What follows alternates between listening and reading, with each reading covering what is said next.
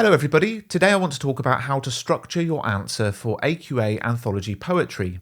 The 2018 exam report made it clear, and this is a paraphrase, that some students introduce their concept then alternate back and forth between the two poems in their answer, and some write about the first poem in full, then move on to the second poem in the second part of their answer, connecting their ideas back to the first poem.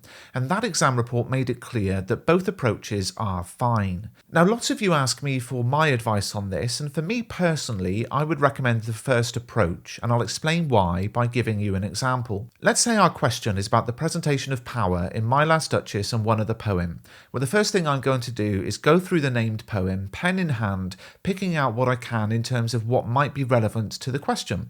So I might pick out how the pronoun my is repeated throughout the poem, showing the Duke's possessiveness and objectification of his previous wife. And then I might have a look at the fact that My Last Duchess is a dramatic monologue, which means it contains a single person who gives a speech to someone else, but the speaker's not the poet, and the listener is silent throughout. Now, the Duke's use of a monologue is an attempt to assert power. It allows him to control the narrative entirely, reflecting his belief in his own power and control and the misuse of it over others.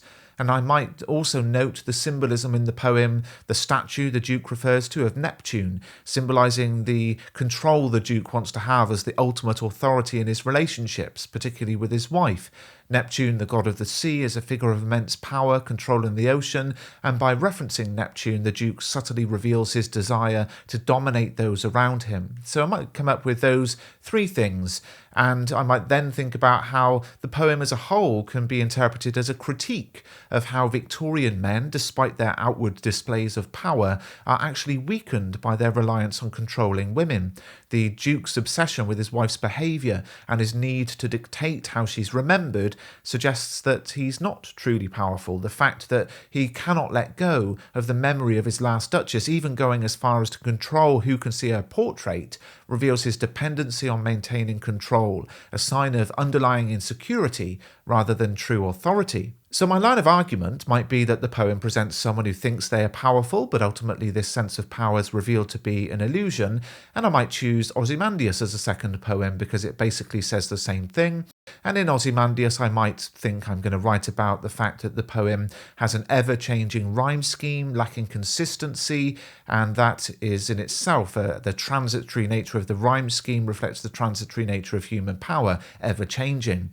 I might pick out the biblical language in the poem, the self-appointed title of Ozymandias, which is King of Kings, linking to 1 Timothy 6:15, where that title is given to God. So Ozymandias sees himself as godlike in his power, and then maybe how the poem ends with the image, the lone and level sands stretch far away. And this ending, of course, doesn't even mention Ozymandias at all. It's a structural decision to end the poem with a reminder that Ozymandias has been forgotten and that human power doesn't last forever.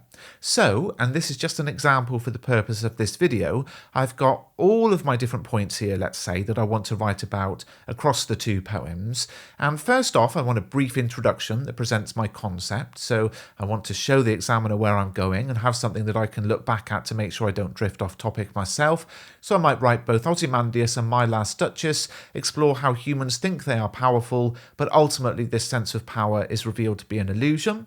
And then I've got the choice to write completely about My Last Duchess, then completely about Ozymandias connecting it back to My Last Duchess, or to alternate back and forth. Now the problem here, as far as I can see, is that if I write all of my paragraphs about My Last Duchess, I might run out of time before I ever get to the comparison, or at the very least, struggle to get all of my comparative points made. So I'd much rather write one paragraph about My Last Duchess and power, then write a comparative paragraph about Ozymandias, and repeat that structure. So let's just say, for argument's sake, I can get through 4 of my points in the time allowed on this question before I go to write my conclusion. Well, on the alternating structure, I'd get 2 points on My Last Duchess and 2 on Ozymandias.